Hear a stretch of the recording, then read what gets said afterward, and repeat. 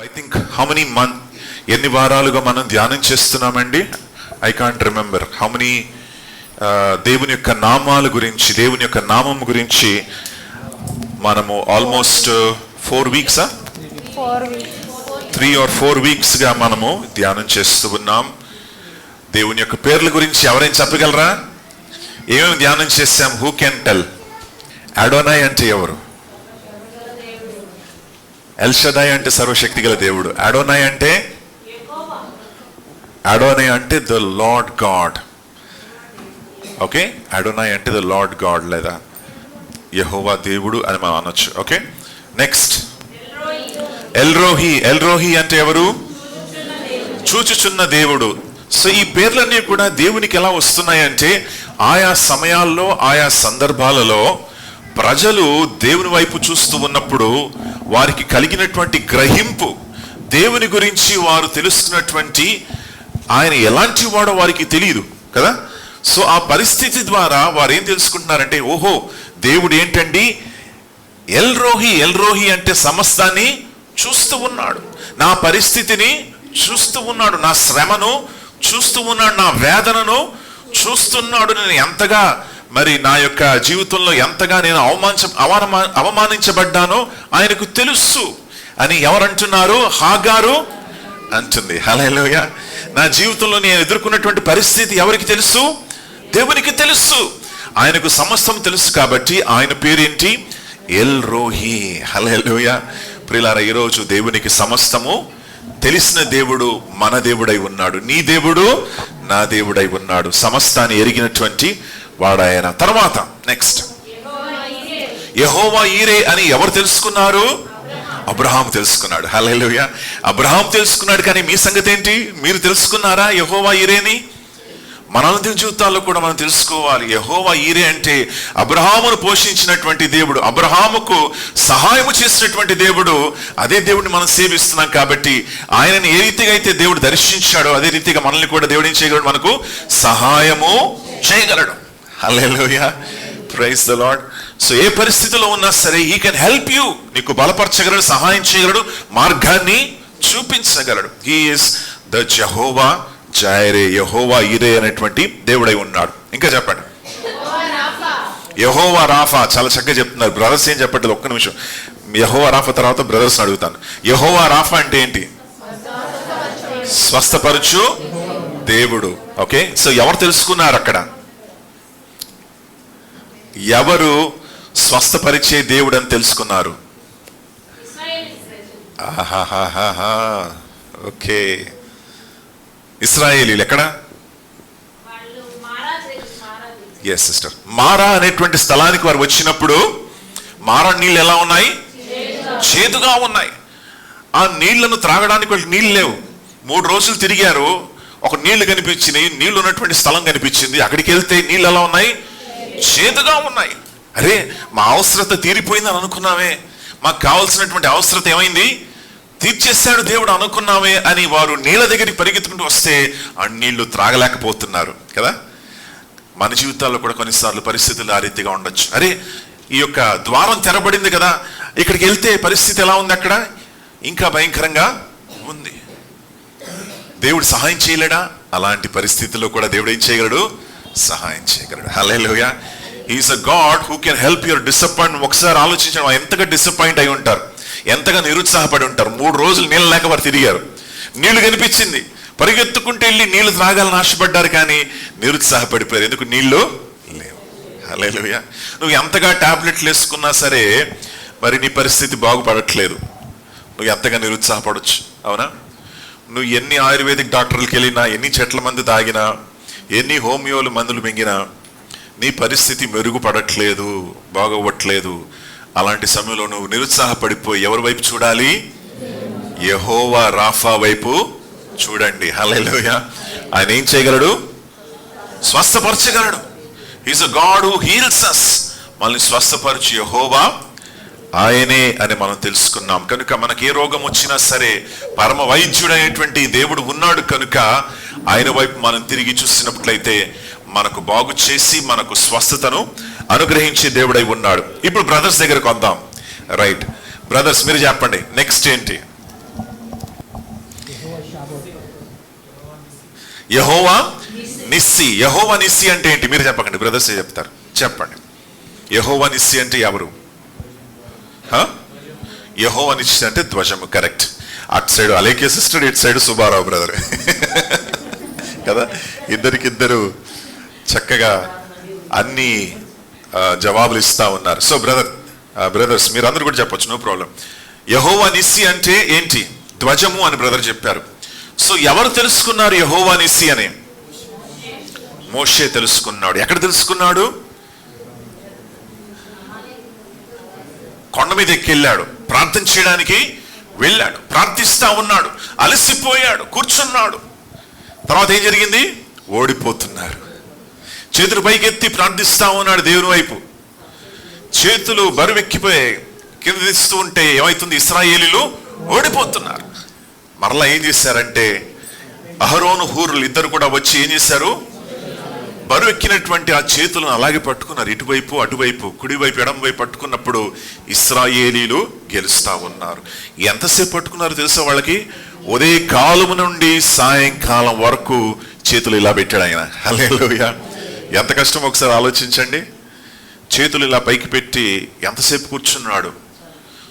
So ప్రార్థన అనేది easy కాదు. హల్లెలూయా. ప్రార్థనా జీవితం అంటే it is like hard work, కష్టపనేది. అందుకే ప్రేయర్ మీటింగ్ అంటే చాలా మంది తక్కువ వస్తారు. సింగింగ్ మీటింగ్ లేదా కాన్సర్ట్ అంటే కుప్పలు కుప్పలుగా వచ్చేస్తారు పిల్లలు కదా. ప్రేయర్ అంటే it is hard work, it is like దున్నడం అన్నమాట. పొలాన్ని దున్నుతారు కదా, అలా ఆ రీతిగా మనము దున్నుకుంటూ వెళ్ళాలి. అప్పుడు విజయము మనకు దొరుకుతుంది. హల్లెలూయా. అప్పుడు మోషే అహరోను హూరులు ఇద్దరు కూడా వచ్చి సహాయం చేశారు. మోషే ఒక్కడి ద్వారా జరగలేదు. ఎంత గొప్ప దైవజనుడు అయినా సరే మోషే దేవునితో ముఖాముఖిగా చూస్తా ఉన్నాడు, దేవునితో నడుస్తా ఉన్నాడు. కానీ ఒకవేళ అహరోను హూరులు అక్కడ లేకపోతే ఏం జరిగేది? ఓడిపోయేవారు. మోషేకి ఎవరు కావాలి? ఒక అహరోను కావాలి, ఒక హూరు కావాలి. మీకెవరు కావాలి? సంఘము మీకు కావాలి. హల్లెలూయా.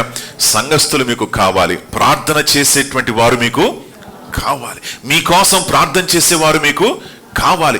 మీ మనవులు, మీ విన్నపాలను దేవుని దగ్గర చేర్చేటువంటి దైవజనులు మీకు కావాలి. దేవుని యొక్క బిడ్డలు మీకు కావాలి. కలిసి మనం ఏం చేస్తున్నాం?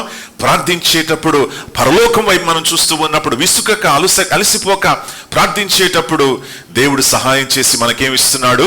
విజయాన్ని మనకు అనుగ్రహిస్తున్నాడు. హల్లెలూయా. మనకు విజయాన్ని ఇచ్చేటువంటి దేవుడు మనకు ఉన్నాడు అని తెలుసుకున్నాం. యెహోవా నిస్సి. నెక్స్ట్ మనం ఏం చూసాం చెప్పండి? యెహోవా రూవా లేక యెహోవా రోహి.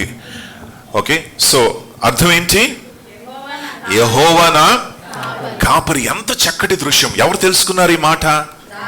దావీదు. హల్లెలూయా. దావీదు ఒకవైపు గొర్రెలు కాస్తున్నప్పుడు దేవుడు ఆయనకి ఇచ్చినటువంటి ప్రత్యక్ష ఏంటంటే, నువ్వు ఏ రీతిగా అయితే గొర్రెలు కాసుకుంటున్నావో అదే రీతిగా నేను నా ప్రజలు ఏం చేస్తున్నాను? కాయిచు ఉన్నాను. అదే రీతిగా దావీదు, నిన్ను నా ప్రజల మీద ఒక నాయకుడిగాని పెడుతూ ఉన్నాను. ఎందుకంటే నేను నిన్ను ఏ రీతిగా అయితే కాస్తూ ఉన్నానో అదే రీతిగా నువ్వు నా ప్రజలను ఏం చెయ్యాలి? కాయాలి. Okay, I'm the good shepherd. నేను మంచి కాపరిని అని యేసయ్య అన్నాడు. దేవునామానికి మహిమ కలుగును గాక. Nice, wonderful. Next last week ఏం చూసుకున్నాం? యెహోవా షాబోత్ అంటే సైన్యములకు అధిపతియగు యెహోవా అనే పేరు చాలా మరి బైబిల్లో ఎక్కడ చూసినా కనబడుతుంది. మోర్ దెన్ 200 టైమ్స్, 200 సార్లు కంటే ఎక్కువగా మనకు కనబడతా ఉంది. దేవుడు ఏం చేస్తున్నాడంటే సైన్యానికి నాయకుడిగా ఉన్నాడు. హల్లెలూయా. మన పక్షాన ఆయన ఉన్నాడు కనుక మనము ధైర్యంగా మనం ఉండగలం. దేవుని నామానికి మహిమ కలుగును గాక. సో ముందుకెళ్దాం. ఈరోజు మనం ఏం చూడబోతున్నామంటే యెహోవా షమ్మా గురించి మనం చూడబోతున్నాం. We're going to see the name of Jehovah Shammah. So ఈ యొక్క వాక్యాలన్నీ కూడా ప్రిపేర్ చేసేటప్పుడు ఐ రియలీ ఎంజాయ్డ్. నేను నిజంగా ఆనందించాను. ఎందుకంటే ఇందులో ఈ వాక్యముల్లో దేవుని యొక్క పేరులో ఎంత సత్యాలు ఇమిడి ఉన్నాయా. హల్లెలూయా. ఎంత లోతైనటువంటి ఆత్మీయ గ్రహింపు మనకు దేవుడు ఇవ్వాలని ఆశపడుతున్నాడు. తద్వారా మన ఆత్మీయ జీవితాలను పోషించాలని ఆశపడుతున్నాడు. హల్లెలూయా. సో నేను వాక్యం మరి ప్రిపేర్ చేసేటప్పుడు ముందుగా దేవుడు ఎవరితో మాట్లాడాలి? నాతో మాట్లాడాలి, నేను బలపరచబడాలి. హల్లెలూయా. సో ఆ వాక్యము ద్వారా నేనెంతో బలపరచబడ్డాను అని మీరు కూడా బలపరచబడ్డారని నమ్ముతూ ఉన్నాను. సో యెహోవా షమ్మా అనేటువంటి మాట దేవుని యొక్క పేర్లలో చివరి మాట, చివరి పేరు, the last name of God in the old testament. పాత నిబంధనలో చివరి పేరు యెహోవా దేవుని యొక్క పేరు మనకు కనపడేది ఏంటంటే యెహోవా షమ్మా. యెహోవా షమ్మా అంటే ద లార్డ్ ఈస్ దేర్. యెహోవా దేవుడు ఉన్నాడు, ఆయన మనకు ఉన్నాడు అని ఒక చక్కటి మరి అవగాహన మనకు బైబిల్లో దేవుడు ఇస్తా ఉన్నాడు. ఈ వచనము బైబిల్లో మీరు చూడాలి. ఎజికియేలు గ్రంథము 48వ అధ్యాయము 25వ వచనాన్ని చూడండి. ఎజికియేల్ చాప్టర్ 48 వర్స్ 25.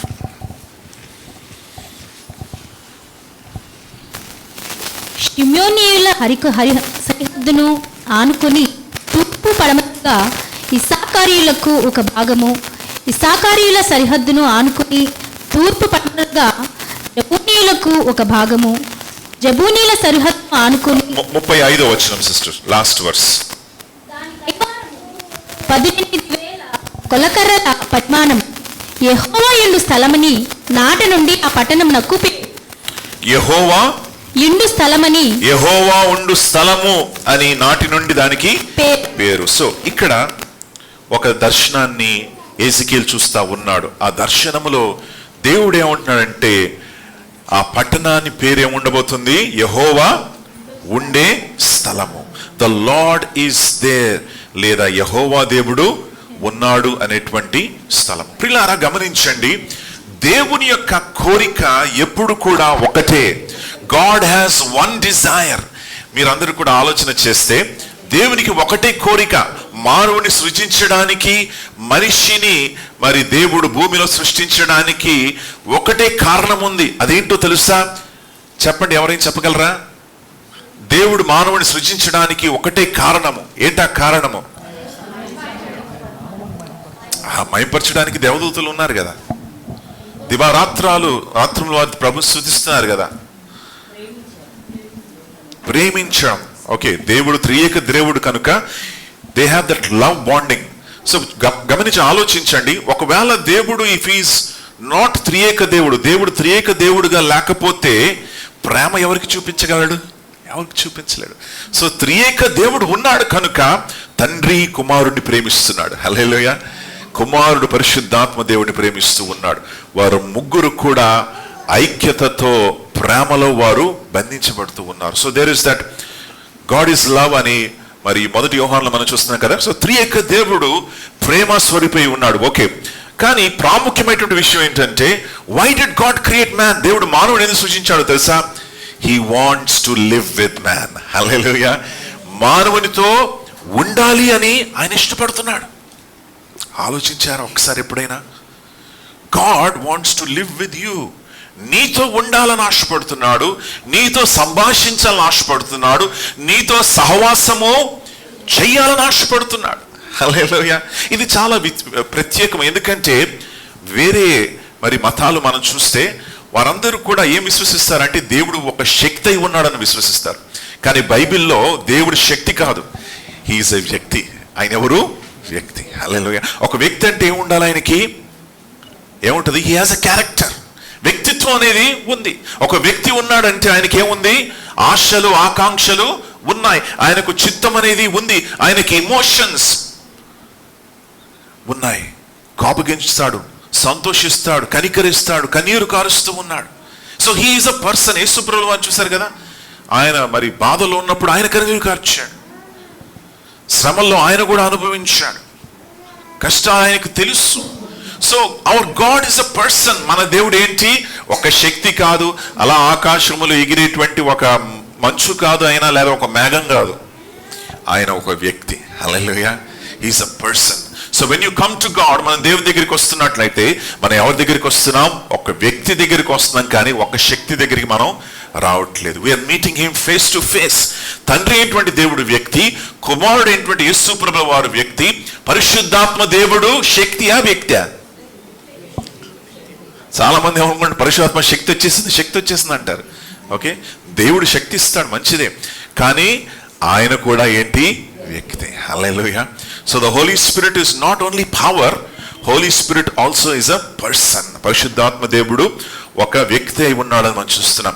సో ప్రియులారా, దేవుడు ఆదాము అవ్వలను సృజించినప్పుడు ఆదాము అవ్వలు దేవునికి వ్యతిరేకంగా నడిచారు. వ్యతిరేకంగా నడిచినప్పుడు దేవుడు ఏం చేశాడో తెలుసా? వాళ్ళు ఏం చేశారో తెలుసా? ఆదాము అవ్వలను వెతుక్కుంటూ వచ్చాడు దేవుడు. హల్లెలూయా. ఎంత చక్కటి విషయం ఇది.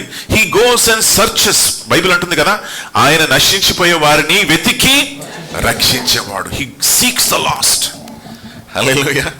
ఏ రీతిగా అయితే మరి తప్పిపోతే పిల్లలు తప్పిపోతే మనం ఏం చేస్తాం? ఎంత కంగారు మనకు కదా. పిల్లలు తప్పిపోయి ఎక్కడైనా వెళ్ళిపోయారు అనుకోండి, మనం ఎంత బాధపడతాం, ఎంత టెన్షన్ మనకు ఉంటుంది, ఎంత వేదన మనకు ఉంటుంది. దేవుడు వెతుక్కుంటూ వచ్చాడు. హల్లెలూయా. మనం కూడా ఏం చేస్తాం? పిల్లలు తప్పిపోతే ఉరుక్కుంటూ పరుగులు ఎత్తుతాం, చెప్పులు కూడా వేసుకోం, మనం బండ్లు వేసుకొని గబగబా ఏం చేయాలి? ఎక్కడ వాళ్ళు పారిపోయారు, ఎక్కడ వెళ్ళిపోయారు, తప్పిపోయారు ఏంటి అని మనం ఎంత వేదనతో ఉరుకులు పరుగులు ఎత్తుతామో, దేవుడు అదే వేదనతో ఆదాము అవ్వల దగ్గరికి వచ్చాడు. హల్లెలూయా.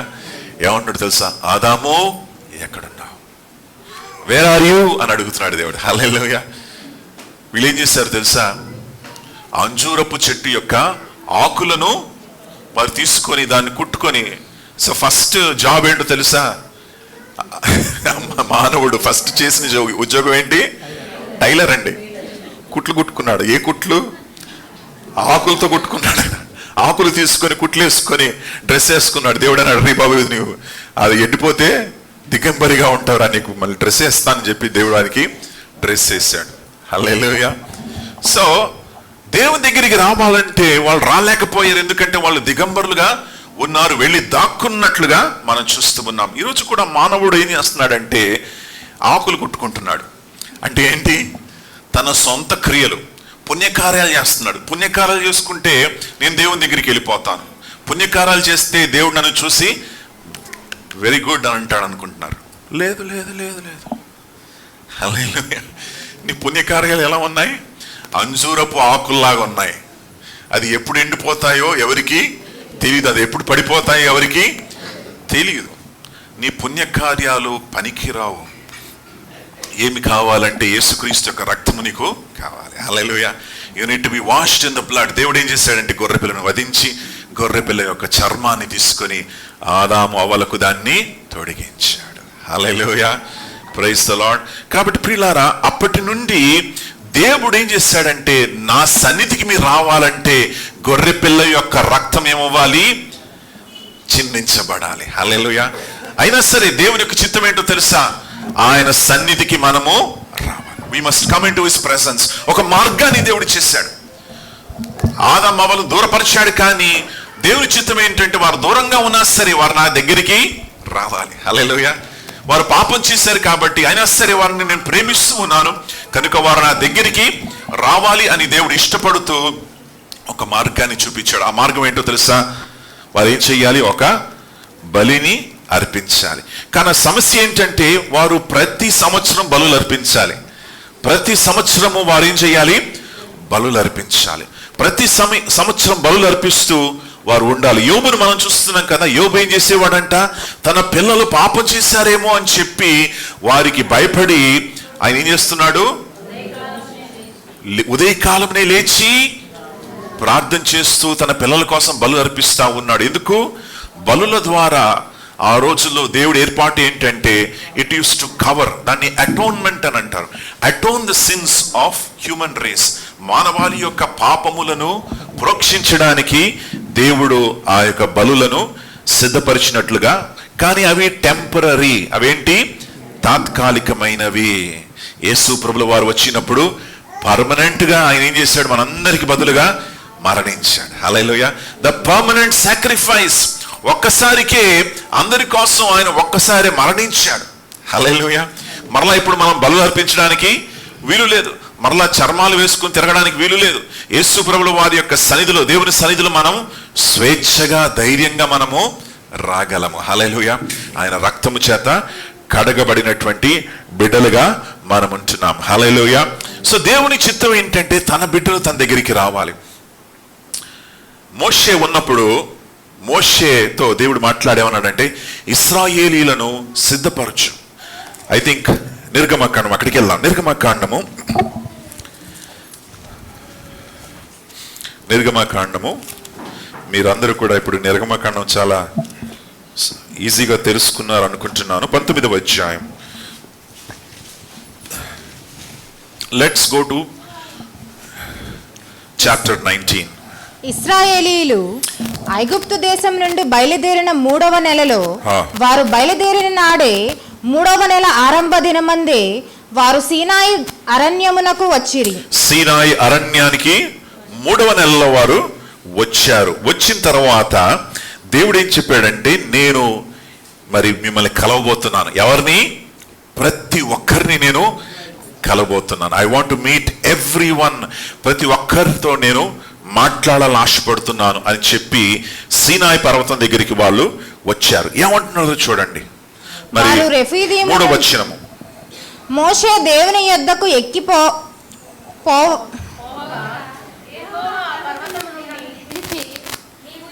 కుటుంబకులతో ముచ్చటించి ఇశ్రాయేలులకు తెలుపవలసినదేమనగా, నేను ఐగుప్తులకు ఏమి చేసితునో మిమ్మును గద్దరెక్కల మీద మోసి నా యొద్దకు మిమ్మును ఎట్లు చేర్చుకొంటినో మీరు చూచితిరి.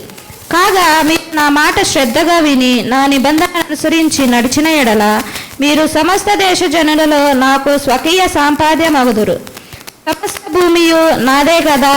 మీరు నాకు యాజక రూపకమైన రాజ్యముగాను.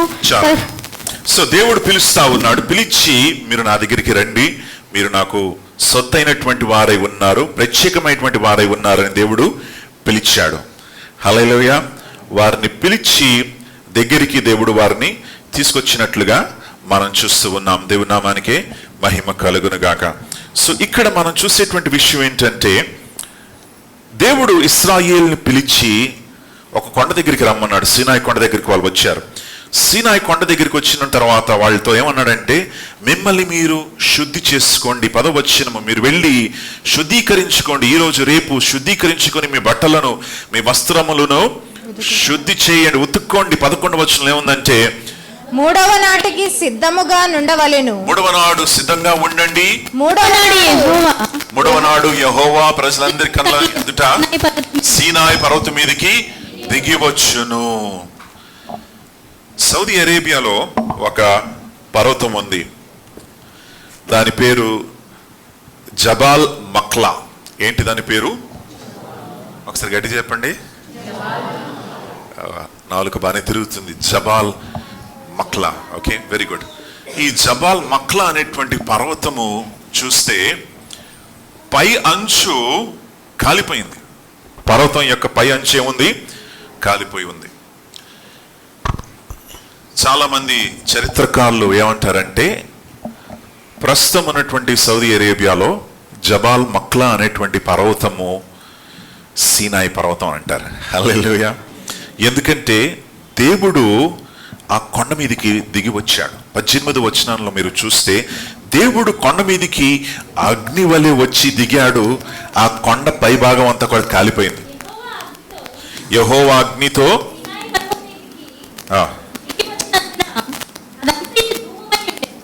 చూసారా, అదంతా కూడా ఏమైందంట?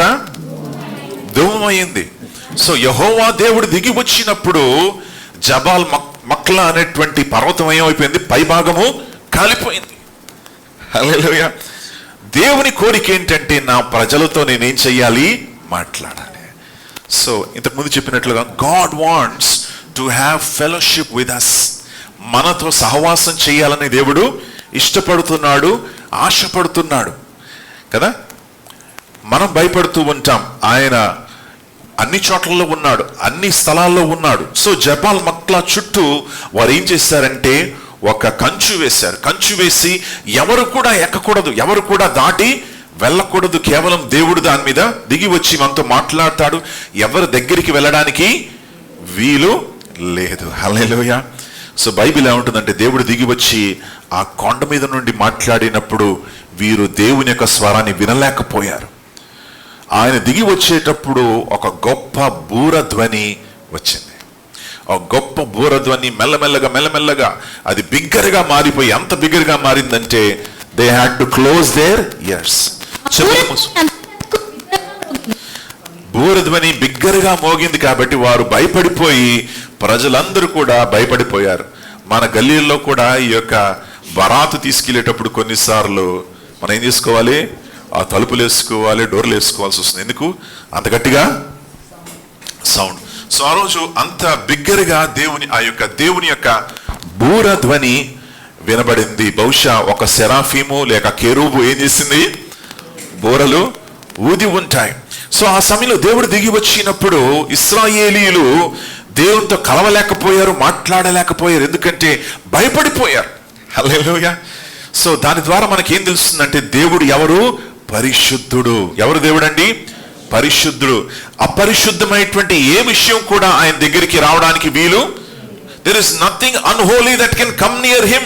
ఆయన ఏమంటాడంటే చూడండి, ఎవరు కూడా పాపంతో ఎవరు కూడా దగ్గరికి రావడానికి వీలు లేదు. 21వ వచనంలో ఈ మాటలు ఉన్నాయి.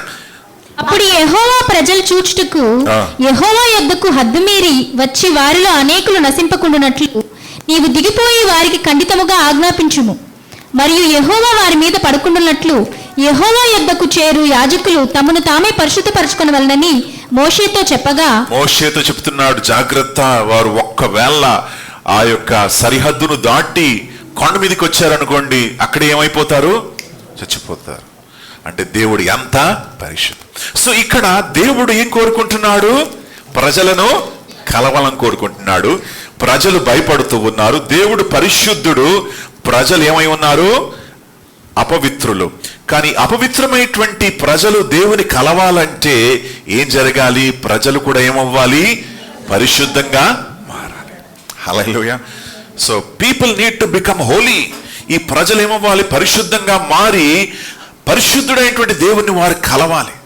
కలవలేకపోతున్నారు. సరిహద్దులు ఉన్నాయి. అక్కడ దేవుడు దిగి వచ్చాడు, మాట్లాడాలని ఆశపడుతున్నారు, వారు వినలేకపోతున్నారు. హల్లెలూయా. దేవుని ఆశ ఏంటంటే I want to speak to my people, నా ప్రజలతో నేను మాట్లాడాలి, వారు వినలేకపోతున్నారు. అందుకే దేవుడు ఏం చేశాడంటే లోక రక్షకుడైనటువంటి యేసయ్యను పంపించాడు. హల్లెలూయా. మన వల్లే ఆయన మన మధ్యలో వచ్చాడు, మనతో తిరిగాడు, మనతో మాట్లాడాడు. ఆ కొండ మీద దేవుని స్వరాన్ని మీరు వినలేరు. యేసు ప్రభువు వారు మనలాంటి వారు. ఆయన స్వరాన్ని మీరు ఏం చేయవచ్చు? వినవచ్చు. ఆయన పరిశుద్ధతను, ఆయన మహిమను విడిచిపెట్టాడు. హల్లెలూయా. మహిమను విడిచిపెట్టి ఆయన కిందికి వచ్చాడు. చూడండి ప్రియులారా, దేవుడు ఎక్కడ? అన్ని చోట్లలో దేవుడు ఉన్నాడు. ఓకే, దాన్ని ఏమంటారంటే గాడ్ ఈస్ ఆమ్నిసియంట్. ఆమ్నిసియంట్ అంటే హీస్ ప్రెసెంట్ ఎవ్రీవేర్. కొంతమంది ఏమనుకుంటారంటే దేవుడు అన్ని చోట్ల ఉన్నాడు కాబట్టి ఏదైనా నేను పూజ చేసేయచ్చు. కాదు కాదు కాదు కాదు. దేవుడు అన్ని చోట్ల ఉన్నాడు. 139వ కీర్తనలో దావీదు ఏమంటాడంటే నేను అగాధ జలములోకి వెళ్ళినా సరే తల్లి గర్భం నుండి నువ్వు నన్ను ఎదిగి ఉన్నావు కదా. సామ్స్ 139లో ఏమంటున్నాడంటే ఇదిగో అగాధ జలములోకి నేను వెళ్ళినా సరే అక్కడ కూడా నువ్వు ఉన్నావు. నేను ఆకాశం ఎక్కినను అక్కడ ఉన్నావు. నేను పాతాళమందు పడుకొనినను నీవు అక్కడను ఉన్నావు. నేను వేకువ రెక్కలు పట్టుకొని సముద్ర దిగంతంలో నివసించినను అక్కడను నీ చేయి నన్ను నడిపించును. అక్కడ కూడా నువ్వు ఉన్నావు. హల్లెలూయా. నీ దగ్గర నుండి నేను అక్కడికి కూడా తప్పించుకో లేను అని దావీదు అంటున్నాడు. సో ఈ దేవుడు అన్ని చోట్లలో ఉంటున్నాడు. ఒక కుర్రవాడిని తల్లి మరి ఇంట్లో కూర్చొని రాత్రి వేళ 8 అయిపోయింది, చీకటిగా అయిపోయింది అనమాట. అయిపోయినప్పుడు తల్లి ఏం చేసిందంటే కుర్రవాడిని పిలిచి, రే బాబు ఇల్లు నేను శుభ్రం చేసుకోవాలరా, బయట ఉన్నటువంటి చీపురు తీస్తా అని చెప్పింది. ఎక్కడ? చీపురు వెరాండాలో ఉంది, బయట ఉంది. వీడు డోర్ ఓపెన్ చేశాడు. బయట ఎట్లా ఉంది? చీకటి, కటికి చీకటి, లైట్ లేదు, కరెంట్ లేదు, చీకటిగా ఉంది. మమ్మీ బయట చీకటిగా ఉంది మమ్మీ, నేను బయటికి వెళ్ళదని అంటున్నాడు. అరే ఏం కాదురా, వెళ్ళు, ధైర్యంగా వెళ్ళు, ఏం కాదు, అక్కడే ఉంది, పక్కనే ఉంది, ఆ గోడ పక్కన పెట్టాను చూడు, వెళ్ళు. సో కుర్రవాడు మళ్ళీ బయట తొంగి చూశాడు. మమ్మీ నాకేమి కనపట్లేదు, నేను వెళ్ళలేనంటున్నాడు. సో మమ్మీ చెప్పిందంటే రే భయపడకరా, యేసు ప్రభు నీకు తోడుగా ఉన్నాడు. Jesus is there. యేసయ్య ఉన్నాడు. బయట ఎవరున్నారు? యేసయ్య ఉన్నాడు, భయపడకు, వెళ్ళు అని చెప్పింది అనమాట. మమ్మీ నిజంగా యేసయ్య ఉన్నాడా బయట అని చెప్పి అడిగాడు. అడిగినప్పుడు మమ్మీ ఏమనింది? అవునరా యేసయ్య ఉన్నాడు, బయట ఉన్నాడు, నువ్వు వెళ్ళు తీసురా అంటే ఇతను ఏం చేశాడంటే డోర్ ఓపెన్ చేసి బయట, యేసయ్యా కొంచెం ఆ చీపురు నాకు అందిస్తావా? యేసయ్యా కొద్దిగా చీపురు నాకు అందిస్తావా ప్రభు అని అడిగాడు. హల్లెలూయా. సో ప్రియులారా, యేసయ్య ఎక్కడున్నా సరే మనము మన హృదయములో ఆయన ఉండాల్సింది ముఖ్యం. ఎక్కడుండాలి? మన హృదయములో ఆయన ఉండాలి. దేవుని నామానికి మహిమ కలుగును గాక. సో దేవుని యొక్క ఈరోజు మనం తెలుసుకున్నటువంటి విషయం ఏంటంటే, God wants to have fellowship with us. మానవుడితో దేవుడు సహవాసం చేయాలని ఆశపడుతున్నాడు.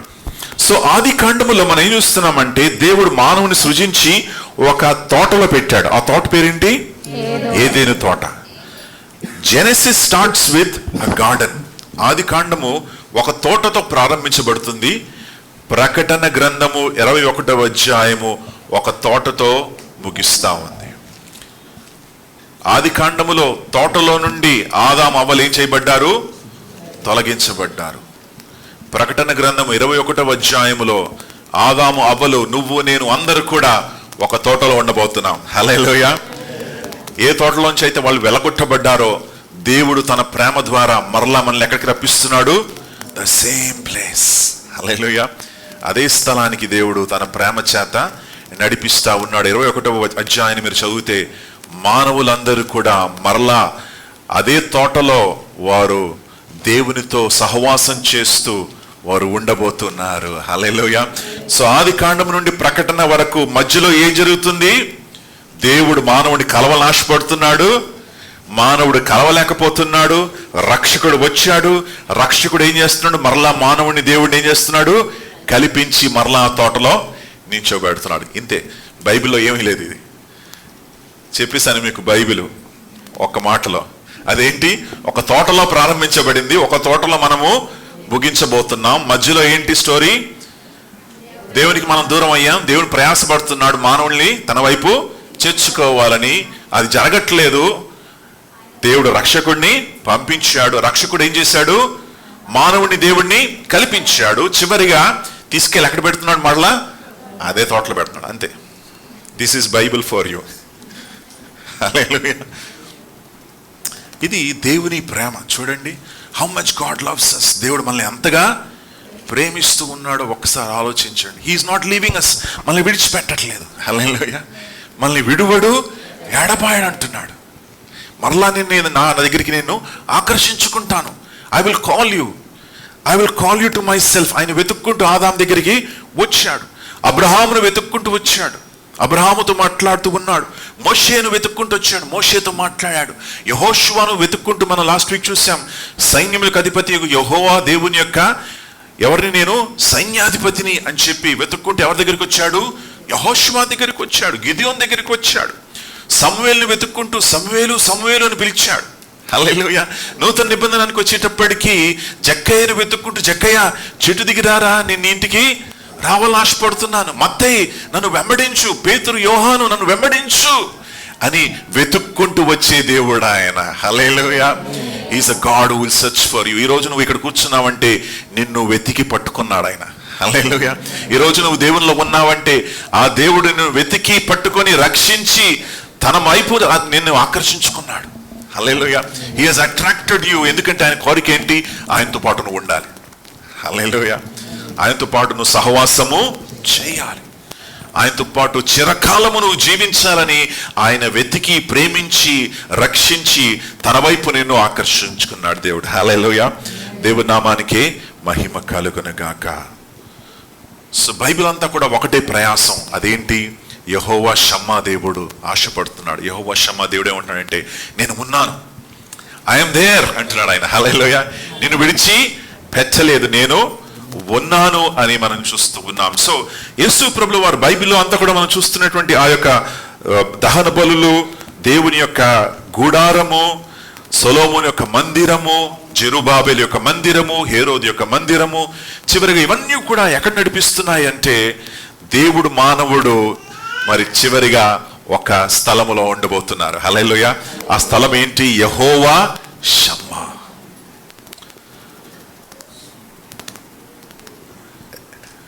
ఎజెకియల్ 40:48-35 ఆ స్థలము పేరు ఏముండబోతుంది?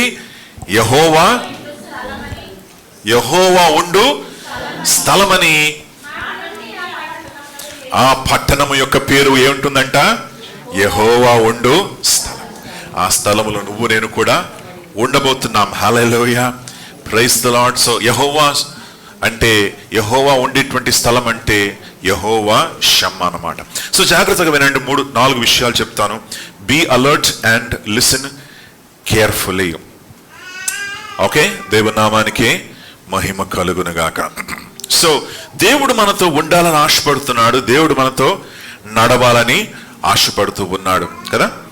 సో దేవునికి కోరిక ఏంటంటే మనతో ఉండాలి. మానవుడు పాపిగా ఉన్నాడు. ఓకే, ఈ ఉదాహరణ మీకు తెలుసు. ఉదాహరణ ఏంటంటే, ఒక విదేశీయుడు భారతదేశానికి వచ్చాడు. ఇంగ్లాండ్ దేశం నుంచి వచ్చినటువంటి విదేశీయుడు అన్నమాట. వచ్చి భారతదేశంలో మరి ఆయన సంచరిస్తూ ఉన్నప్పుడు ఎక్కడ చూసినా పందులు కనిపించాయి ఆయనకి. ఏం కనిపించిందంట? ఈ నల్లటి పందులు కనిపిస్తూ ఉన్నాయి. పందులు చూసి చాలా ఆశ్చర్యపడ్డాడు, మురిసిపోయాడు. దాంతో మరి ఆ పందులు పెంచుకుంటానా అన్నాడు. అని ఏం చేశాడు, ఒక పందిని పట్టుకొచ్చాడు. ఎక్కడికి? ఇంటికి పట్టుకొచ్చి, నల్లటి పంది, దాన్ని తీసుకొచ్చి ఇంట్లో సేవకుడికి ఇచ్చాడు. ఆయన పేరు మరి వెంకన్న. వెంకన్న అని పిలిచి, వెంకన్న ఇటు రారా అని పిలిచి పందినిచ్చాడు. ఏంటి సార్ పందినిస్తాడేంటి అంటే, వెంకన్న ఇది నేను ఏం చేయబోతున్నాను, పెంచుకోబోతున్నాను. నాకు కుక్కలు వద్దు, పిల్లులు వద్దు, నాకు పంది కావాలి, దీన్ని పెంచుకుంటానని చెప్పి దాన్ని తీసుకొచ్చి వెంకన్నకిచ్చి, వెంకన్న దీన్ని మంచిగా కడిగి స్నానం చేయించు, మురికిలో పడిపోయింది, ఇది స్నానం చేయించు, నేను దాన్ని పెంచుకుంటానని చెప్పాడు. సరే అని ఇతను ఏం చేశాడు, దానికి స్నానం చేయించి చక్కగా దానికి పౌడర్ కొట్టి, చక్కగా దానికి సెంటు కొట్టి, దాన్ని తీసుకొచ్చి ఎవరికి ఇచ్చాడు? ఈ దొరకి ఇచ్చాడు అనమాట. ఈ ఇంగ్లాండ్ దొర ఏం చేశాడంటే, తీసుకున్నాడు, దాన్ని ముద్దు పెట్టుకున్నాడు. చాలా చక్కగా ఉంది పంది, చాలా అద్భుతంగా ఉంది, అంటే నాకు చాలా ఇష్టం, చాలా ప్రేమ అని చెప్పి, వెంకన్న రా మనం వెళ్దాం అని చెప్పాడు. ఎక్కడికి సార్ అంటే, షికారుకి వెళ్దాం వెంకన్న అన్నాడు. సరే అని చెప్పి ఇద్దరు కలిసి వాకింగ్ చేస్తున్నారు. ఎక్కడ? రోడ్డు మీద వాకింగ్ చేస్తూ ఉన్నప్పుడు సాయంకాలంలో పందికి తాడు కట్టేసి నడిపిస్తా ఉన్నాడు. జరిగినటువంటి విషయం ఏంటంటే, పంది వెళ్తూ ఒక మురికి గుంట చూస్తుంది. అది మురికి గుంట చూసినప్పుడు అది అలాగే లాక్కుంటూ వెళ్ళిపోయింది. ఎవరిని? మన ఇంగ్లాండ్ దొరను లాక్కుంటుంది. ఆ ఇంగ్లాండ్ దొర అలా లాక్కుంటూ వెళ్ళిపోయాడు. దాంతోపాటు పంది అమాంతంగా ఎందులో పడింది? ఆ బురదలో పడింది అనమాట. బుర్రలో పడి పొరులుతూ ఉన్నప్పుడు మరి ఈ యొక్క ఇంగ్లాండ్ దొర ఏమన్నాడు, రే వెంకన్న ఒకసారి చూడు, నేను ప్రేమించిన పంది ఏం చేసింది? బురదలో పడింది, రా నువ్వు పట్టరా అని చెప్పాడు. ఆయన అన్నాడు, సార్ ఇది పంది, అది దానికి ఏమి ఇష్టము? వరదనే ఇష్టం దానికి. నువ్వు దాన్ని తీసుకొచ్చి ఇంట్లో పెట్టుకుంటే అది ఉండదు. లేదు Venkanna, it is my favourite, నేను దానికి మంచి పేరు కూడా పెట్టాను. సో నా పేరు పెట్టి పిలుస్తా ఉన్నాను నా పందిని. దాంతో మరి నేను షికారుకి వెళ్ళాలి, నువ్వు మరలా పట్టరా అని చెప్పి మరలా పట్టుకొచ్చాడు. మరలా దాన్ని కడిగి తీసుకొచ్చాడు. తీసుకొచ్చినప్పుడు మరలా షికారుకి వెళ్ళారు. ఏమైంది? అదే స్టోరీ అన్నమాట కదా. సో వెంకన్నను అడుగుతున్నాడు, వెంకన్న ఈ పంది నేను చాలా ప్రేమిస్తున్నాను కదా, ఇప్పుడు ఇది ఎప్పుడు కూడా అక్కడే వెళ్తుంది కదా, ఏం చెయ్యాలి వెంకన్న అని అడిగాడు. ఏం చేయాలంటే, సార్ దాని స్వభావమే అంతే, దాని స్వభావం మార్చాలి, హృదయం మార్చాలి. దాని హృదయం మారిస్తే అది కూడా మారిపోతుంది. మనిషి హృదయం పెట్టు లేక కుక్క హృదయం పెట్టు, ఏదో వేరే గుడ్డి పెట్టు, దానికి అది మారిపోద్ది అని చెప్పాడు. చూసారా? ఎజెకీలు గ్రంథము 36వ అధ్యాయము 26వ వచనం చూడండి. ఇప్పుడు ఎజెకీలు 36:26. నూతన హృదయం మీకు ఇచ్చేదను. ఏమిస్తాను నీకు? నూతన హృదయము నేను నీకు ఇస్తాను. నూతన స్వభావం మీకు కలుగజేసేదను. ఏమైంది మన హృదయానికి? ఏమైంది మన స్వభావానికి? పాడైపోయింది, చెడిపోయింది. పంది వలె మన స్వభావం. హల్లెలూయా. ఎప్పుడు కూడా ఏం ప్రేమిస్తాము? మురికి కుంట అంటే పాపం వైపు ఆకర్షించబడుతున్నాం, పాపమే ప్రేమిస్తూ ఉన్నాం. ఎంత పౌడర్ కొట్టి ఎంత సెంట్ వేసినా సరే మనకి ఎక్కడికి వెళ్తాం? మురికి కొంటనే మనం ప్రేమిస్తాం. అందుకే దేవుడు ఏమంటాడంటే, కాదు కాదు కాదు కాదు. వీళ్ళని మార్చాలంటే ఏం చెయ్యాలి? ఒక క్రొత్త స్వభావం వీళ్ళకి కావాలి, ఒక క్రొత్త మనస్సు వీరికి ఇవ్వాలి. వీరి హృదయాన్ని నేనేం చేయాలి? మార్చాలి. I need to change their life, change their heart. అందుకే నేను ఒక సర్జరీ చేయబోతున్నాను. ఆ సర్జరీలో ఏం జరగబోతుందంటే వీరికి ఉన్నటువంటి స్వభావాన్ని తీసివేసి వీరికి ఒక నూతన స్వభావాన్ని ఇస్తాను. వీరికి ఉన్నటువంటి రాతి గుండెను తీసివేసి మాంసపు గుండెను నేను పెడతాను. కఠినులు వీళ్ళు, రాయి లాంటి హృదయం కలిగినటువంటి వారు. ఆ రాయి హృదయాన్ని ఏం చేస్తాను? తొలగిస్తాను. హల్లెలూయా. దైవిక ఆపరేషన్, ఒక హార్ట్ సర్జరీ. ఒక హార్ట్ సర్జన్ మనకి ఇక్కడ కనబడుతున్నాడు. ఆ హార్ట్ సర్జన్ ఎవరు? ఆ దేవాది దేవుడే. హల్లెలూయా. మన గుండెకు ఆపరేషన్ చేసి ఆ గుండె చూస్తే ఎలా ఉంది? రాయిలాగా ఉందన్నమాట. కఠినంగా ఉంది, పాపముతో నిండిపోయి ఉంది, దేవునికి విరోధంగా ఉన్నది ఆ హృదయం. దాన్ని ఏం చేయబోతున్నాడు? తీసి పారవేసి ఒక మంచి హృదయం, నవీన స్వభావం. ఎవరి హృదయం తెలుసా? అది యేసు ప్రభుల వారి హృదయం. ఎవరి స్వభావం తెలుసా? యేసు ప్రభుల వారి యొక్క స్వభావం. అది నీలో నాలో పెట్టాడు ఆయన. హల్లెలూయా. ఆ ఆపరేషన్ ఏంటో తెలుసా? ఆ ఆపరేషన్ ఏంటంటే తిరిగి జన్మించడము. యోహాను 3:3. ఒకడు తిరిగి జన్మిస్తేనే కానీ దేవుని రాజ్యములో ఆయన అడుగు పెట్టలేడు. హల్లెలూయా. ఆ ఆపరేషన్ దేవుడు చేసి నీ హృదయాన్ని మార్చి ఒక నూతన హృదయాన్ని దేవుడు నీకు ఇస్తున్నాడు. హల్లెలూయా. ఒక నూతన మనస్సును ఆయన నీకు ఇస్తూ ఉన్నాడు. ప్రియులారా, యెహోవా షమ్మా దేవుడు మన దగ్గరికి వచ్చాడు ఆయన. హల్లెలూయా. మనల్ని వెతుక్కుంటూ వచ్చాడు. ఆయన పేరేంటి? యేసు ప్రభుల వారు. హల్లెలూయా. జీసస్. Jesus came. మనుష్య కుమారుడు నశించే వారిని వెతికి రక్షించడానికి వచ్చి ఉన్నాడు. నశించిపోయే నిన్ను నన్ను కూడా వెతికి రక్షించడానికి. యోహాను 1:14 వాక్యము శరీరధారి అయి కృపా సత్య సంపూర్ణుడుగా మన మధ్యలో నివసించాడు ఆయన. Hallelujah. He lived with us. మనతో ఉన్నాడు ఆయన, మనతో నడిచాడు. హల్లెలూయా. భూలోకంలో అడుగు పెట్టాడు, ఇశ్రాయేలు అనేటువంటి దేశంలో అడుగు పెట్టాడు, బెత్లెహేమ్ అనేటువంటి గ్రామములో జన్మించాడు. హల్లెలూయా. వడ్రంగి పని చేశాడు 30 సంవత్సరాలు. తన తల్లిదండ్రులకు లోబడి జీవించాడు. ఆయనలో ఒక్క పాపము కూడా కనపడలేదు. ఆయన నిలబడి ఏమన్నాడంటే, ఎవరైనా నాలో పాపము ఉంది అని నిరూపించగలిగినట్లయితే రండి, ముందుకు రండి. పిలాతు ఏమన్నాడంటే, ఇతనిలో ఏ దోషము లేదు అని చేతులు గడిగేసుకున్నాడు. బాప్తిజం ఇచ్చి యోహాను ఏమన్నాడు తెలుసా? ఇదిగో లోక పాపంలో మోసుకొని పోయి దేవుని యొక్క గొర్రె పిల్ల. He is the Holi God. పరిశుద్ధుడు. హల్లెలూయా. ఆ పరిశుద్ధుడైనటువంటి దేవుడు మన మధ్యలో ఆయన సంచరించి ఇమ్మానువేలుగా, యెహోవా షమ్మాగా ఆయన వచ్చి స్వస్థపరుస్తూ, వాక్య పరిచయం చేస్తూ, రక్షిస్తూ, ఆశీర్వదిస్తూ ఆయన ఈ లోకములో సంచరించాడు. హల్లెలూయా. ప్రియులారా, మన దేవుడు ఎంత ప్రేమమయుడు ఒకసారి ఆలోచించండి. ఆయన లోకానికి రావడానికి కారణం రక్షించడానికి, లోకానికి రావడానికి కారణం ప్రజల యొక్క సమస్యలను తీర్చడానికి, లోకానికి రావడానికి కారణం ప్రజల యొక్క ఇబ్బందులను తొలగించి వారికి నెమ్మది, సమాధానము, సంతోషము వారికి ఇవ్వాలని ఆశపడుతున్నాడు దేవుడు. హల్లెలూయా. Praise the Lord. యెహోవా షమ్మా దేవుడు ఈరోజు నీ హృదయంలో, నీ గృహములో, నీ ఇంట్లో, నీ పరిస్థితిలో అడుగు పెట్టాలని ఆశపడుతున్నాడు. నీకు నెమ్మది, సమాధానము, సంతోషము, ఆశీర్వాదంతో నేను నింపి, నేను బలపరిచి ఆ పరలోక రాజ్యానికి నేను తీసుకెళ్ళాలని ఆశపడుతున్నాడు ఆయన. హల్లెలూయా. మన హృదయాలు మనం తెరిచిపెట్టాలి. కఠిన హృదయాన్ని పారవేయాలి. హల్లెలూయా. కఠినులుగా మనం ఉండకూడదు, కఠినులుగా మనం ప్రవర్తించకూడదు. మన హృదయాన్ని తెరిచి ఆయన లోపలికి మనం ఏం చేయాలి? ఆహ్వానించాలి. Welcome him. ఓకే. రెండవది ఏంటంటే, యెహోవా షమ్మా యేసు ప్రభుల ద్వారా ఆయన మన మధ్యలోకి వచ్చి ఉన్నాడు. రెండవది, యెహోవా షమ్మా ప్రతి విశ్వాసిలో నివసిస్తూ ఉన్నాడు. 1 కొరింథీ 6:20 ఈ మాటలు ఉన్నాయి. మీరు ఎరుగరా, మీరు దేవుని యొక్క ఆలయం. మరి ఒకనికి మీద వ్యాజ్యం ఉన్నప్పుడు వాడు పరిశుద్ధుల ఎదుట గాక అనీతిమంతుల ఎదుట వ్యాజ్యమాడుటకు తెగించున్నాడా?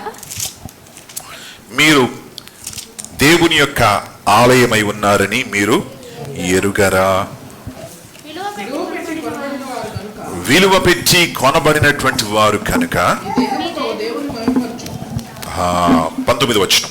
మీ దేహము దేవునికి దేవుని వలన మీకు అనుగ్రహింపబడి మీలో ఉన్న పరిశుద్ధాత్మక ఆలయమే ఉన్నదని మీరు ఎరుగరా ప్రియులారా? ఎవరున్నారు మీలో? అందరూ ఒకసారి చెయ్యి మీ గుండె మీద పెట్టుకోండి ఇట్లా. ఎవరున్నారు మీలో? పరిశుద్ధాత్మ దేవుడు. హల్లెలూయా. ఏమన్నారు మీరు ఇప్పుడే? ఏ ఆత్మ? పరిశుద్ధం. Okay. God's nature is holy. దేవుని యొక్క స్వభావం ఏంటి? పరిశుద్ధుడు. Is a holy God. So నీ హృదయం ఎలా ఉండాలి? నీ జీవితం ఎలా ఉండాలి? పరిశుద్ధంగా. హల్లెలూయా. లేకపోతే ఏమవుతుంది?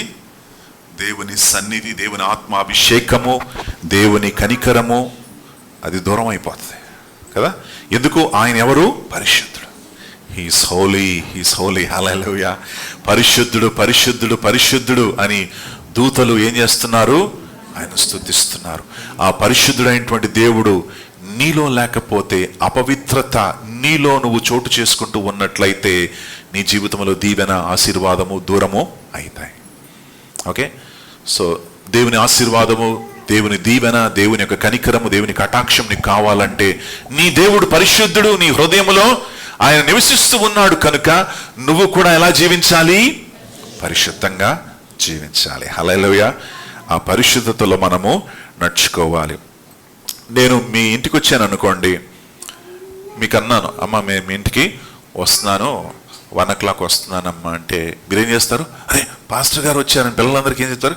తీయండి ఆ యొక్క చిప్స్ ప్యాకెట్ పడేసేయండి, అక్కడ ఆ సోఫాలు కరెక్ట్గా చేయండి, అది కొంచెం ఓడవండమ్మా అని చెప్పి పిల్లలు చెప్తారు. పిల్లలు చెప్పి ఆ బైబిల్ తీసుకొని కొంచెం డస్ట్ చేయండి, దాని మీద దుమ్మంతా పడింది, కొద్దిగా దులిపేయండి. పాస్టర్ గారు పిలుస్తారేమో, బైబిల్ చదవమంటారేమో, దుమ్ము చూస్తే ఆయన ఎవరు చదవట్లేదు అనుకుంటారేమో, కొంచెం ఒకసారి దుమ్ము దులిపేసి. మన ఉద్దేశం ఏంటి? అన్నీ కూడా ఎలా ఉండాలి? చక్కగా చక్కబెట్టుకోవాలి ఆశపడతాం. అవునా? హల్లెలూయా. We want everything to be clean. నీ హృదయంలో ఎవరు నివసిస్తున్నారు? దేవుడు. గెస్ట్ ఎవరు అక్కడ? దేవుడు. సో నీ హృదయం ఎలా ఉండాలి? క్లీన్గా ఉండాలి. హల్లెలూయా. ప్యూర్గా ఉండాలి కదా. నీ ప్రవర్తన, నువ్వు ఇతరులని ఏ రీతిగా ట్రీట్ చేస్తున్నావో దట్ ఈస్ ఆల్సో ఇంపార్టెంట్. అవునా? ఇతరులను ఏ రీతిగా, వారి వైపు నీ యొక్క వైఖర్యం, వారి వైపు నీ యొక్క ప్రవర్తన ఎలా ఉందో అది కూడా జాగ్రత్త పడాలి కదా. You treat others with respect. అందరినీ గౌరవంతో నువ్వు ట్రీట్ చేయాలి. నీ తోటివానికి హాని కూడా నువ్వు చేయకూడదు. నీ కుటుంబానికి నువ్వు హాని చేయకూడదు. వారిని అర్థం చేసుకోవాలి. హల్లెలూయా. వారిని ప్రేమించాలి. క్రూరంగా మాట్లాడొద్దు, అవివేకులుగా మాట్లాడొద్దు, అవివేకులుగా ప్రవర్తించకూడదు. హల్లెలూయా. నీ తోటివాని పక్షమున, నీ తోటివానికి నువ్వేం చేయాలి? మేలు చేయాలి. Treat others with respect. అందరినీ గౌరవముతో ఏం చేయాలి? మీరు వారిని ట్రీట్ చేయాలి. హల్లెలూయా. వారి వైపు నీ యొక్క ప్రవర్తన గౌరవపూర్వకంగా ఉండాలి. ఎందుకు? వారు దేవుని యొక్క స్వరూపంలో చేయబడ్డారు. హల్లెలూయా. దేవుని ఆత్మ వారిలో ఉన్నది కనుక నువ్వు అందరినీ కూడా ఏం చెయ్యాలి? Treat everybody with respect. యెహోవా షమ్మా, యేసు ప్రభులు. ఫస్ట్ మనం ఏం చూస్తున్నాం? యెహోవా షమ్మా, యేసు ప్రభుల వారిలో మనకు కనబడుతున్నాడు. రెండవది యెహోవా షమ్మా విశ్వాసుల్లో కనబడుతున్నాడు. మూడవది యెహోవా షమ్మా ఏం చేస్తున్నాడు? తన సంఘములో సంచరిస్తూ ఉన్నాడు. ప్రకటన గ్రంథం 2వ అధ్యాయం మీరు చూస్తే సంఘము మధ్యలో ఆయన సంచరిస్తూ ఉన్నాడు. Hallelujah. He is walking in the church. మందిరములో ఆయన తిరుగుతూ సంఘాలలో తిరుగుతున్నాడు. ఎఫీసీ సంఘము. ఎఫెసులో ఉన్న సంఘపు దూతకు ఈలాగు వ్రాయుము, 7 నక్షత్రములు తన కుడి చేత పట్టుకుని 7 దీపస్తంభముల మధ్య సంచరించువాడు. 7 దీపస్తంభాలంటే 7 సంఘాలు. 7 దీపస్తంభాల మధ్య సంచరించువాడు చెప్పు సంగతులు ఏవనగా. చూసారా? దీపస్తంభాలుగా దేవుడు మనల్ని పెట్టాడు. ఒక సంఘం ఏంటి? ఒక దీప స్తంభం. A church is like a candle. ఒక సంఘం అనేది ఒక దీప స్తంభముగా ఉంది. హల్లెలూయా. వెలిగించబడ్డానికి ఈ సంఘము కరెక్ట్ గా ఉండాలని ఆయన ఆశపడుతున్నాడు. అవునా? ఎస్. ఇప్పుడు ఈ లైట్ వస్తుంది మనకు కదా. ఈ లైట్ కొంచెం మధ్య మధ్యలో టిక్ టిక్ టిక్ అంటుంది అనుకోండి, మీరేం చేస్తారు? పని చేయట్లేదు, ఏం చేస్తారు? వెంటనే ఎలక్ట్రీషియన్కి పిలిపిస్తారు. అవునా? వాడు వచ్చి ఏం చేయాలి? దాన్ని రిపేర్ చేయలేదు, మార్చేస్తారు దాన్ని. అవునా? పోయిందంటారు లైట్. మన లైట్ కూడా ఎలా ఉండాలి? మంచిగా వెలగాలి. హల్లెలూయా. మన దీపస్తంభము మంచిగా వెలగాలి, మన సంఘము చక్కగా ప్రవర్తించాలి, మన సంఘస్థులు చక్కగా ప్రవర్తించాలి, మన సంఘస్థులు దేవుని పరిశుద్ధతలో నడుచుకోవాలి. హల్లెలూయా. యెహోవా షమ్మా తన సంఘములో సంచరిస్తూ ఉన్నాడు. యెహోవా షమ్మా యేసు ప్రభుల వారి స్వారూప్యంలోకి భూమిలోకి వచ్చాడు. యెహోవా షమ్మా విశ్వాసులో నివసిస్తూ ఉన్నాడు. యెహోవా షమ్మా తన సంఘములో సంచరిస్తూ ఉన్నాడు. 4వది, యెహోవా షమ్మా అయినటువంటి దేవుడు నీ కోసము నా కోసము ఒక స్థలాన్ని సిద్ధపరుస్తున్నాడు. హల్లెలూయా. Praise the Lord. యెహోవా షమ్మా అంటే ఏంటి? ఆయన నివాస స్థలము. ఆ నివాస స్థలాన్ని యోహాను 17:24 ఈ మాటలు అంటున్నాడు. జాన్ 17:24, ఇదిగో నేను వెళ్తూ ఉన్నాను, నీ కోసం ఒక స్థలాన్ని సిద్ధపరుచడానికి నేను వెళ్తూ ఉన్నానని తన సంఘముతో, తన బిడలతో, తన శిష్యులతో దేవుడు మాట్లాడుతున్నటువంటి మాటలు. Behold I go to prepare a place for you అని దేవుడు అంటూ ఉన్నాడు. నేను వెళ్ళుచున్న స్థలముకు మార్గము మీకు నేను నా తండ్రి ఇంటి అనేక నివాసములు కలవు, లేని ఎడల మీతో చెప్పుదును, మీకు స్థలము సిద్ధపరచ వెళ్ళుచున్నాను. మీకేం చేయబోతున్నాను? స్థలము. గమనించండి, ఈ మాటలు చాలా జాగ్రత్తగా గమనించాలి. ఈ స్థలము సిద్ధపరచడం అంటే, ఒక పెండ్లి కుమారుడు ఆ రోజుల్లో ఏం చేసేవాడు తెలుసా? మరి ప్రదానము చేయబడ్డం అంటే ఎంగేజ్మెంట్. అందరూ చెప్పండి, ఎంగేజ్మెంట్. యంగ్ ఏజ్ కాదు, ఎంగేజ్. ఓకే, మనం ఏమంటాం? యంగ్ ఏజ్మెంట్ అంటాం, యంగ్ ఏజ్ కాదు. యంగ్ ఏజ్లోనే వివాహాలు చేసుకుంటారు, కరెక్టే. సో ఎంగేజ్మెంట్ అంటే ప్రదానము చేయబడ్డము. ప్రదానము చేయబడేటప్పుడు పాత కాలములో, పురాతన కాలములో, యేసుప్రభుల వారి యొక్క కాలములో జరిగేటువంటి విషయం ఏంటంటే, పెళ్లి కుమారుడు తన తండ్రితో పాటు, తన కుటుంబంతో పాటు పెళ్లి కుమార్తె యొక్క ఇంటికి వచ్చేవాడు. అవునా? ఈ రోజులు కూడా జరుగుతుంది కదండి. అదే రీతిగా అవుతుంది కదా వివాహాలు, కదా. పెళ్లి కుమారుడు వచ్చి చూస్తాడు, లేక అమ్మాయి వారు వచ్చి చూస్తారు. ఆ రోజుల్లో అమ్మాయి వారు వచ్చి చూడడం లేదు. అమ్మాయి వాళ్ళు బయటికి జనరల్గా ఆ రోజుల్లో బయటికి వచ్చేవాళ్ళు కాదు. అందుకే పెళ్లి కుమారుడు ఇంటికి ప్రపోజల్తో వచ్చేవాడు అనమాట. ప్రపోజల్ ఏంటంటే, ఆయన వచ్చి ఒక కట్నం ఇవ్వాలి. ఎవరికి? అమ్మాయికి. ఇదేమిటి? కట్నం నాకు రావాలి కదా, అబ్బాయిలకి రావాలి కదా కట్నం. కాదు కాదు కాదు, నువ్వు అమ్మాయిని నీ ఇంటికి తీసుకెళ్తున్నావు, నీ ఇంట్లో పెట్టుకుంటున్నావు. ఆమె నీతో పాటు ఉండబోతుంది, ఆమె నీకు సహాయం చేస్తూ ఉంది, నీ ఇంటిని చూసుకుంటుంది, నీ పిల్లల్ని ఆమె చూసుకుంటుంది. సో కట్నం ఎవరికి ఇవ్వాలి? నువ్వు అమ్మాయికి ఇవ్వాలి, అమ్మాయి యొక్క తండ్రికి ఇవ్వాలి. హల్లెలూయా. అమ్మాయి యొక్క తల్లికి ఇవ్వాలి కదా. మనం మార్చేసాం, మన స్వార్థంతో మనం ఏం చేసాం? మార్చేసాం. ఆమె నా ఇంటికి వస్తుంది, ఆమె నేను చూసుకుంటున్నాను. ఎక్కడ చూసుకుంటున్నావు ఆమెని? నువ్వు పొద్దుట లేచి జంపు కదా, ఆమె దినమంతా ఇంట్లో ఉండాలి కదా. నీ పిల్లల్ని చూసుకోవాలి, నీ ఇంటి చక్క చేసుకోవాలి, నీకు 3 పూట్ల భోజనం పెట్టాలి. కారం ఉప్పు తక్కువ ఉంటే ఏమైపోతావు? నువ్వు మండిపోతావు కదా. సో వాళ్ళకి ఇవ్వాల్సిన గౌరవం మనం వాళ్ళకి ఇవ్వాలి. హల్లెలూయా. పాత నిబంధనలో ఆ రీతిగా ఉండేది. ఏంటిది? పెళ్లి కుమారుడు వచ్చి అడిగేవాడు, మీ అమ్మాయి చేతి మాకు ఇస్తారా, నేను వివాహం చేసుకోబోతున్నాను అని చెప్పి అమ్మాయితో ఏం చెప్పేవాడంటే, నేను వెళ్ళి నీ కోసం ఏం చేస్తున్నాను? స్థలమును సిద్ధపరుస్తాను. నా తండ్రి ఇంట్లో నీ కోసం స్థలాన్ని నేను సిద్ధపరుస్తాను, నేను మరలా వచ్చి నిన్ను తీసుకెళ్తాను. సో యేసు ప్రభుల వారు అన్నటువంటి మాటలు ఎలా ఉన్నాయి ఇక్కడ? పెళ్లి కుమారుడు పెళ్లి కుమార్తెతో అన్నటువంటి మాటలు అవి. హల్లెలూయా.